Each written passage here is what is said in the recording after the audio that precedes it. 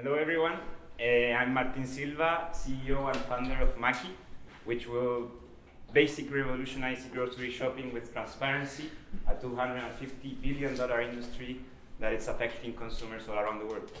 First of all, I want to talk a little bit about myself. This is me and my lovely wife, that without her I wouldn't be here. She's driving me through every idea and she believes in me, so that's why I'm confident right now. I'm from Santiago de Chile. I've been working as a product manager for almost 4 years, always in startups. And I tried to be an entrepreneur, failed twice. This is my third chance, so hope you enjoy the idea and start talking about the issues that I'm trying to resolve with Maqui. What are the problem and what I'm trying to figure out with Maqui? The household expenses. Did you know that food is the third most biggest expense in households? It's been affecting us for so many years. And even though wages are stagnated, food continues to arise. There's a growing need for consumers to have these prices go down. They are going up, wages are stagnated, and also there's a more conscious type of food that we're eating, making difficult to balance costs and wealthness. So let me ask you first, who buys here any grocery platforms? Raise your hand. Great. Kenisha, do you know the exact price of your e-grocery of the last time you bought? Probably 150. And if you bought it like 1 month ago, did you think it's 150 again? I would have thought so. Okay, I'll tell you why probably not. Let's talk first about my use story. A family of 3. This is Pablo and Maria. They're 32 years old. They live in New York with a lovely daughter called Simona, which I'm not mad, but I wasn't the godfather. Pablo feels the financial pressure, especially now with a child. He's new to New York just as me. He's working around his costs. In Chile, we only knew one e-grocery platform, 2 e-grocery platforms, but now here in the US with a huge demand and huge offer, it's really difficult to understand where to buy our stuff, especially with a daughter and being more conscious in health. So let's talk about a price card and a food products that Pablo makes each week for his family of 3. 13 standard food products, all of the same brands, all of the same type of product, delivery at the same day and same range of time. You can see the different prices, e-grocery A, e-grocery B, until E, the prices ranges. Again, same quantities, same product, same brand.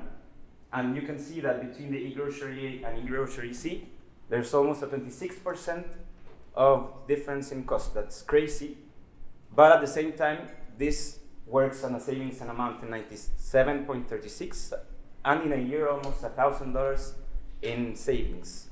This took me, by the way, 30 minutes to get all of these calculations and trying to figure out, okay, which is the best e-grocery platform to buy these 13 really basic products. There's also, why happens this? There's a misconception of discounts. For example, the yogurt Martin Silva Yummy Strawberry, they told you that's 28.63% cheaper than it was. Sounds like a great deal, right? But let's talk about how retailers work this around and how sometimes you have a misconception of discounts. 2 months ago, the yogurt Martin Silva Yummy Strawberry went up 33%. Nobody knew, nobody saw it coming, and basically it went up. We don't see it that much because it's from $6 to $8. We don't care that much, actually, but it went up. Then, 2 weeks after, they say, hey, our yogurt, it's 12% less. Even though it went up, we don't know this, but you see the product in the e-grocery platform that is, you have savings. And then wait, it's another 14%, so we're having an excellent deal. Retailers choose when to and how to fluctuate the prices. They're experts on this. And we can see that there's a misconception of a discount of globally 28, when actually it's the same price as 2 months ago. So we don't figure out these things, there's no transparency, and usually we can't figure out correctly where, or when even to buy our favorite food. Near Thanksgiving, maybe September is the best time for buying your turkey, but we don't know that. When the prices go up, when the prices go down, there's a misconception of discounts. It's not just about the price, but also about health issues.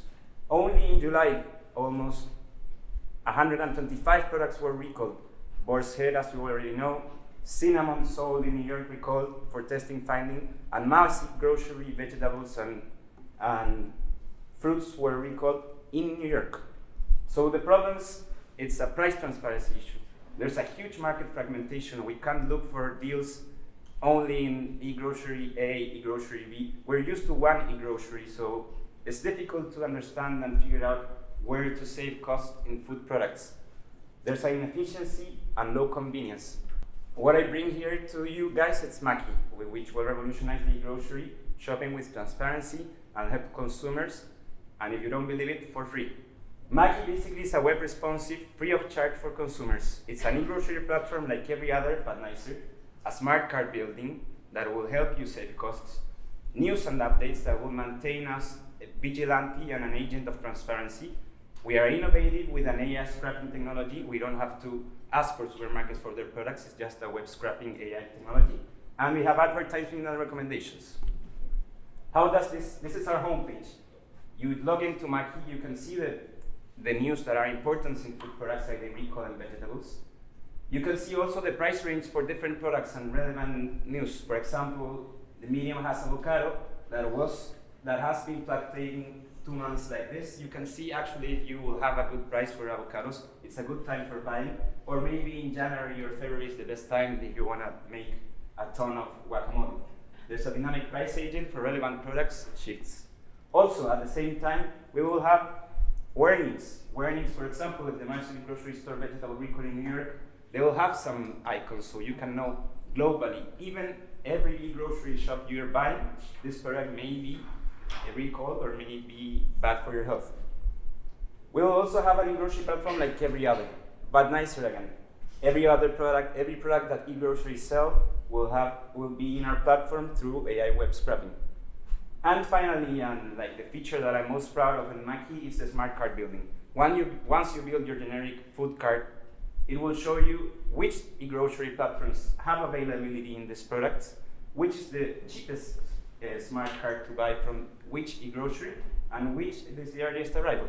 For example, you sometimes could figure out $1.80 for an earliest arrival, or just pick up the cheapest from the products you most like. Why now? Again, there's a high cost, high inflations, wages are getting stagnated, consumers are increasingly seeking for transparency, there's technological advancement and accessibility with AI and machine learning advancements. There's obviously a change in consumer behavior since COVID. I'm the first mover in advantage because there's no transparency agent right now in this age. And we need more strategies for saving, even though food, we're balancing between conscious food and prices. The market right now, it's in 267 billion, and it's going to reach for 2027, $1 trillion. Over 150 million Americans buy groceries by 2024, and the major players in this industry are Amazon Fresh, Instacart, Walmart, and Kroger.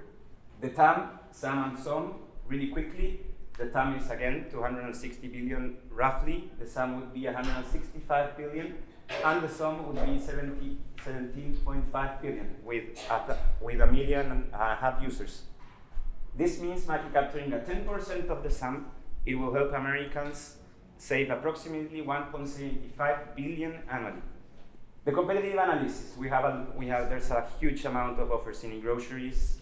The biggest players again are Amazon Fresh, Instacart, Walmart, and Kroger. And as you can see, maybe they are my competition, but they lack a lot of things. Again, they lack a price comprehensive history, fragmented product data, and limited historical price data, which you don't know how much the price has evolved in time.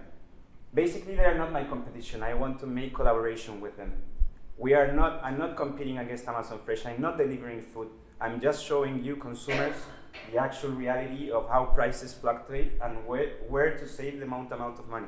How would I do this, you would think? Because I'm basically fighting supermarkets, fighting food brands, saying that they are expensive or they are fluctuating in prices. I'm basically the villain for them. But how would I get to them?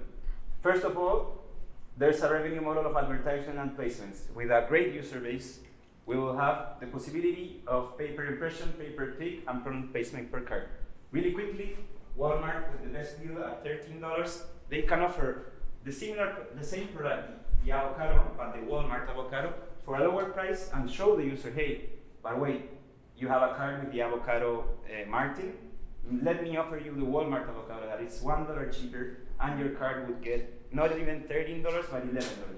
Also, brand products can advertise themselves through all of the cards. For example, a cream cheese you pick cream cheese marked in the new cream cheese. In all of your cards is available in Target, in Amazon Fresh and Walmart, and your card will go 5% less than it is. Then we have subscription based on supermarkets and brands. We will have a lot of data, we will have a lot of price fluctuations, we will have competitions, and brands and supermarkets will be interested in knowing this data. And finally, coupons to maintain our consumers actively using the web page and encouraging supermarkets and brands to make business with us. However, we need a strong and large user base. Without a user base, how will supermarkets and brands go with us? We need to be trusted and influential by the news and updates. We need a network effect, and we need revenue generation. The first year, we're aiming to get 100,000 users with a growth of 290% per year through marketing efforts, getting to the fifth year to 20 million users actively in our platform. This would mean, roughly in the fifth year, $49 million of revenue. What's the marketing strategy? The marketing strategy obviously is social media marketing, community engagement, email marketing, public relations, but our best feature and the star feature is Maqui News. Maqui News, as I already told you, will have a share feature, different social media to maintain active and relevant in space where transparency is more needed than ever. If you wanna shout out that Walmart is stealing from avocados, you could. So basically, we are a transparency agent, and users will continue come to us to share their experiences, to share their concerns, and share the news, and maintain actively through users' word of mouth. The founder team. For the first year, as I already told you, probably will not have revenue. We need to build up the user base because it's so important to have a user base before having that revenue. So for the first year, we will need a CTO, a CPO, a head of marketing and growth, a huge expert development team in AI and scrapping technology especially, and the CEO myself. What I'm asking for $1.5 million for this first year, which will be expended in team salaries and hiring, would be product development and technology, would be marketing and user acquisition, and finally operations and an office, because I think an office is really important for my work life and we really need it. Thank you.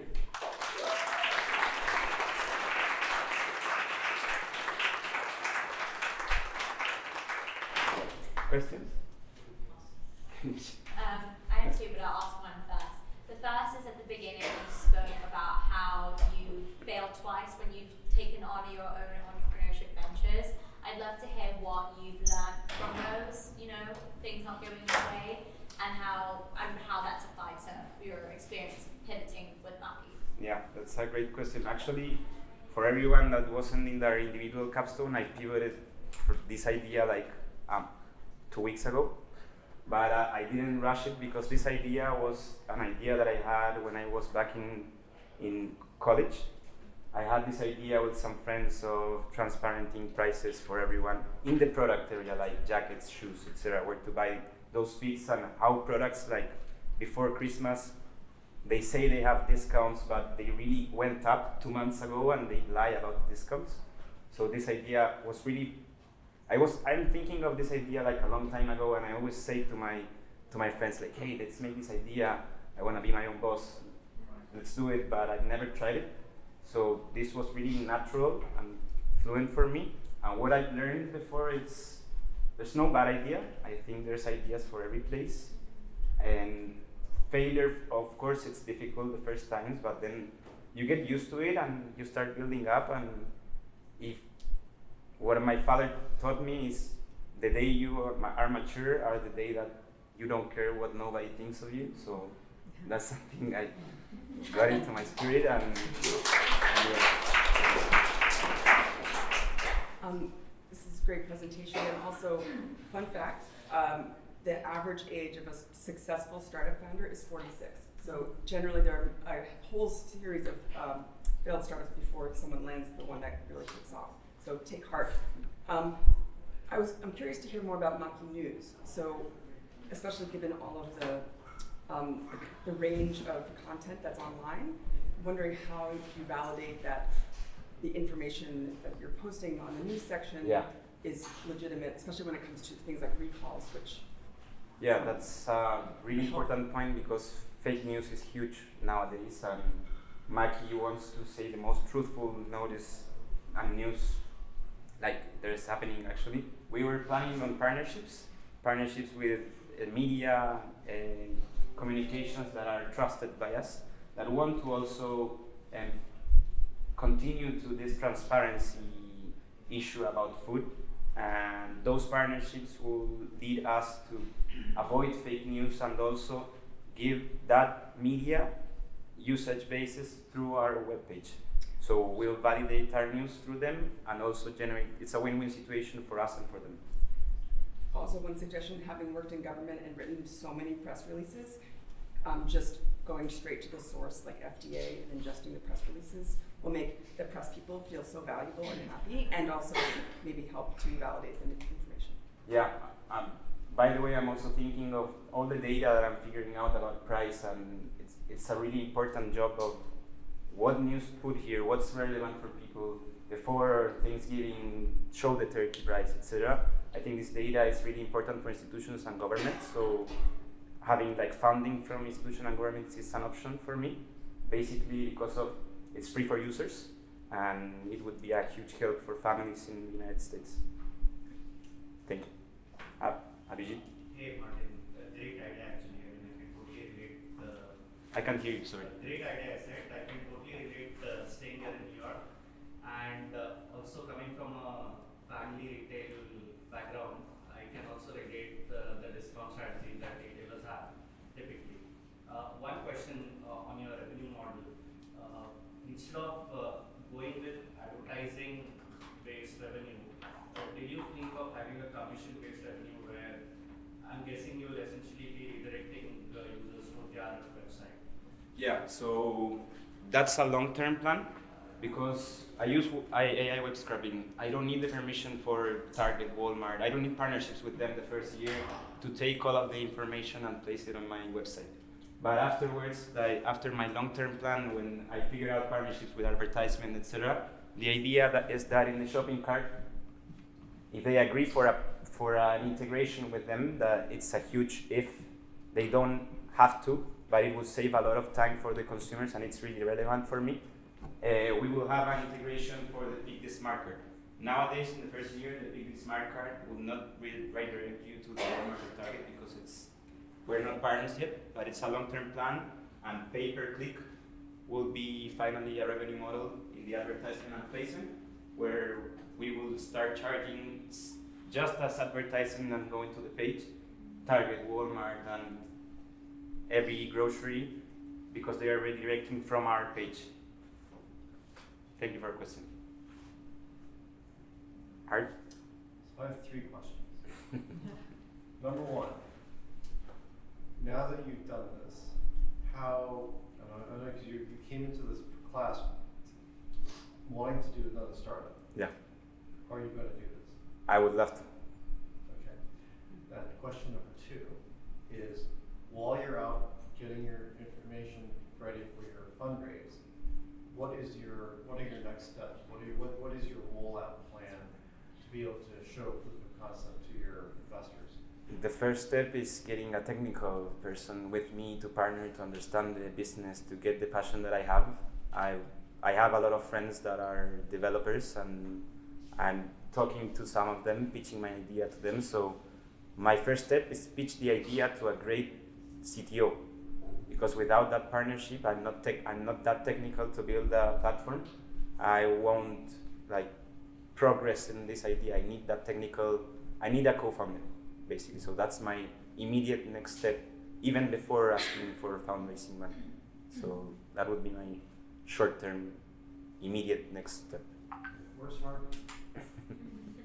The third question for you is, I've got, so just everybody, Martin did a total pivot. He did a restart 2 weeks ago. So his first idea, he completely threw away all his work, and he started from scratch. And so, but in this very little time, and maybe even before this, when you've had this idea, what testing have you done, and what's been the reaction from the people you've tested with?